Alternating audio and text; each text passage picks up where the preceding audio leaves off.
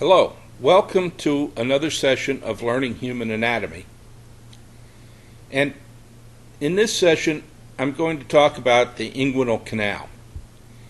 And the inguinal canal can be confusing, and I'm going to try and make it more understandable by approaching it in a series of layers, so we see how it is formed. Now, the inguinal canal is a structure that provides for the transmission of the spermatic cord from the abdominal cavity to the exterior of the abdominal wall and then down into the testis. It's a relatively large canal in males.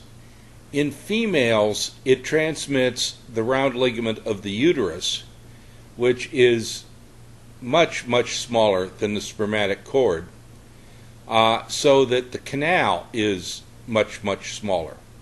The challenge with this canal is to provide a passageway that doesn't impinge upon the structures within the spermatic cord, which would make them non-functional, and also not allow bowel, intestine to herniate through the abdominal wall.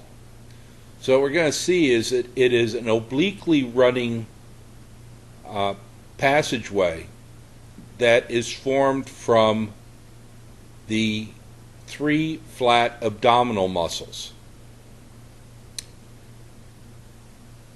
To start, I want to sketch in a bony reference, and that will be the pelvis.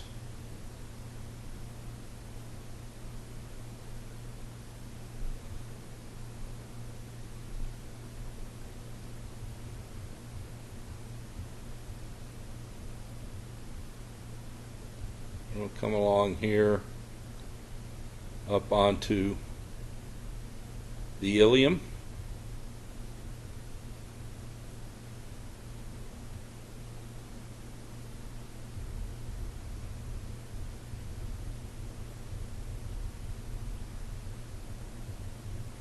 And we'll have at least part of the acetabulum.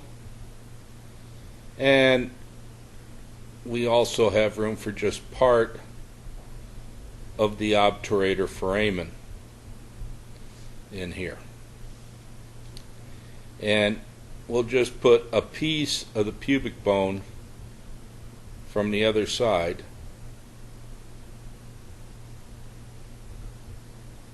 coming in like so. And we can sketch in the pubic symphysis there. And we need to add the pubic tubercle.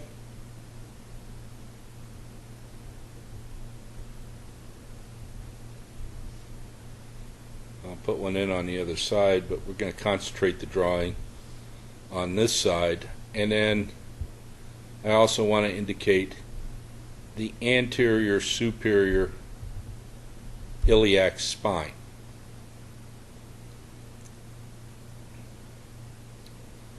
Now, another structure we have to fill in here at the beginning is the inguinal ligament.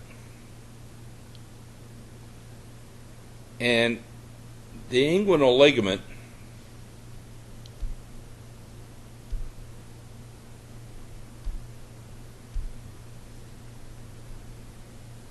runs from the pubic tubercle up to the anterior superior iliac spine. And remember from other videos that the inguinal ligament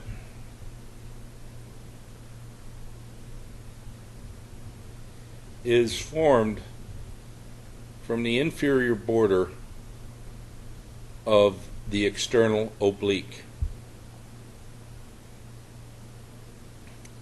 We need to put it in here like we did when I was talking about the abdominal wall, because it is the structure that gives origin in part to the transverse abdominis, the internal oblique, and of course it is part of the insertion for the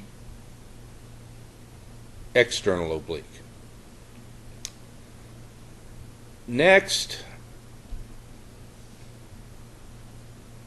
I'm going to sketch in, and I'm going to use the same color pattern as I used previously,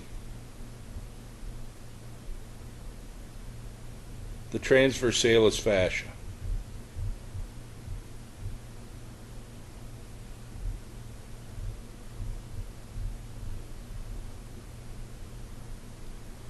I'm using the squiggly line just to indicate that I'm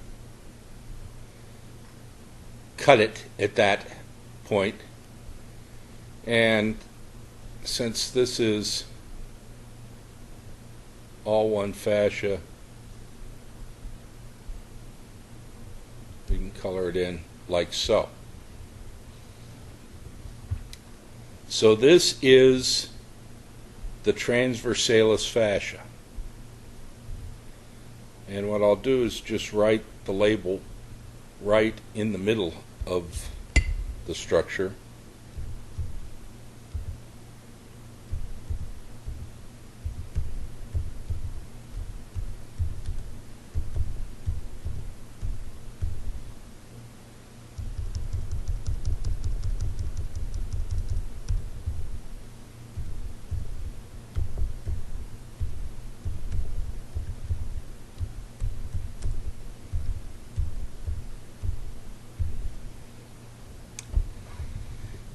Now, the inguinal canal must have an origin, an entry point, and an exit point. It is a passageway from the abdominal cavity to the exterior. So the entrance of the inguinal canal would be deep. It would be a structure bordering on the abdominal cavity.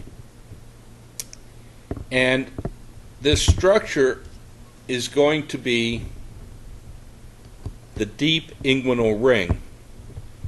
And what we're going to find is that the deep inguinal ring is simply a defect, a hole in the transversalis fascia.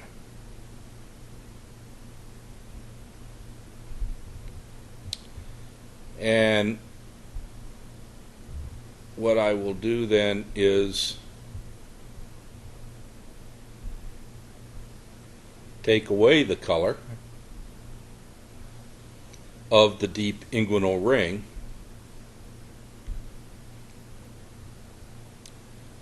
but I will put a label here just so we know what we're talking about. So here's the deep inguinal ring, and again, it is just a defect, a hole in the transversalis fascia. And let me also label the inguinal ligament. So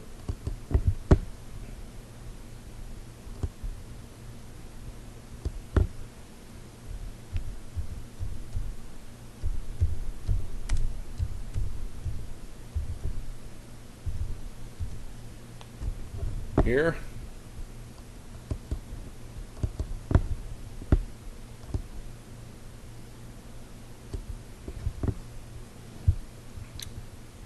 and passing through the deep inguinal ring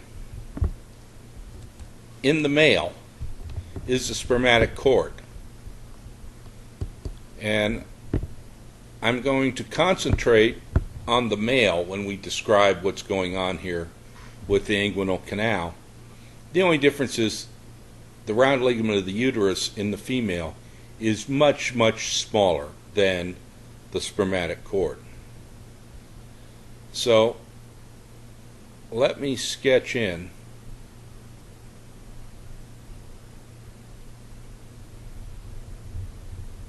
the spermatic cord.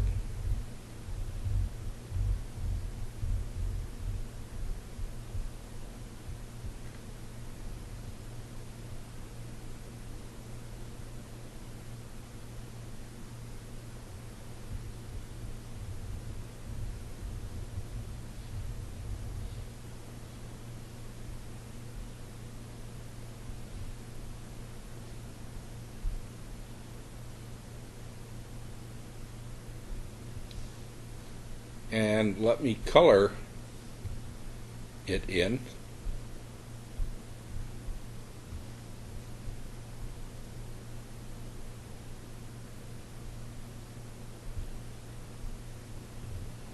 Like so.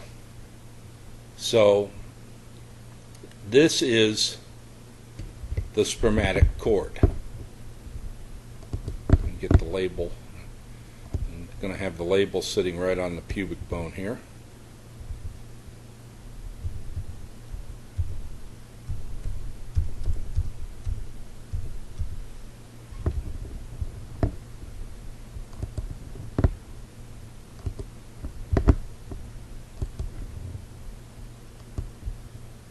I'm going to draw a line to it.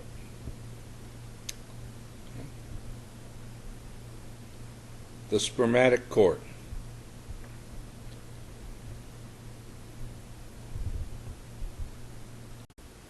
Now I'm going to start with the deepest muscle, the transverse abdominis,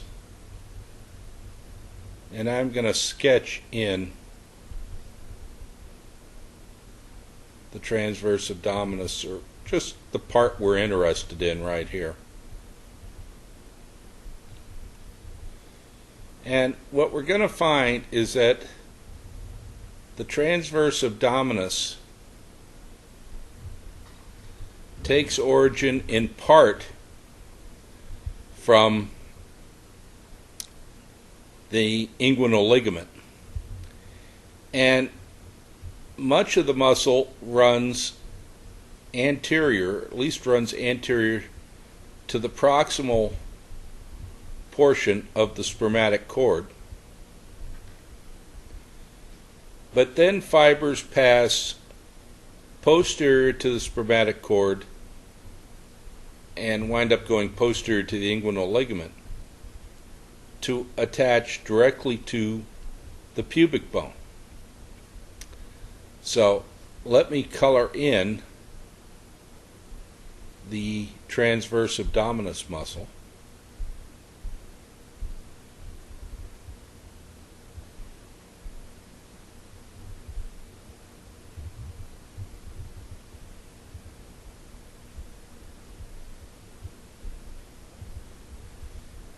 And the part here that overlies the proximal part of the spermatic cord.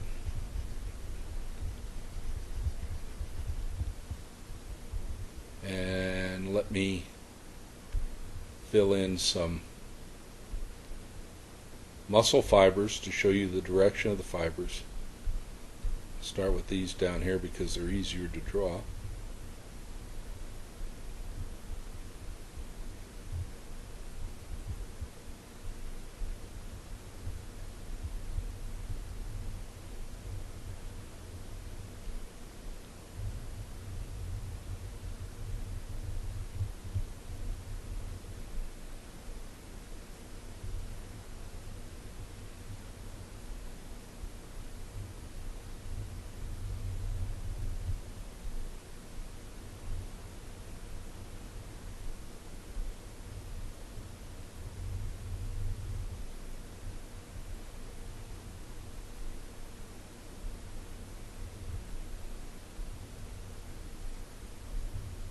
Like so. So this now is the transverse abdominis, which I will label for you.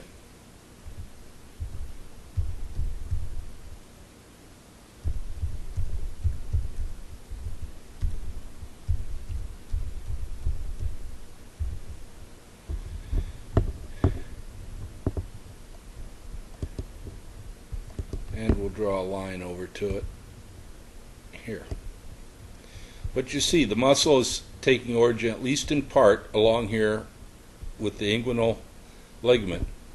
Fibers are passing anterior to the spermatic cord, and then the fibers are passing posterior to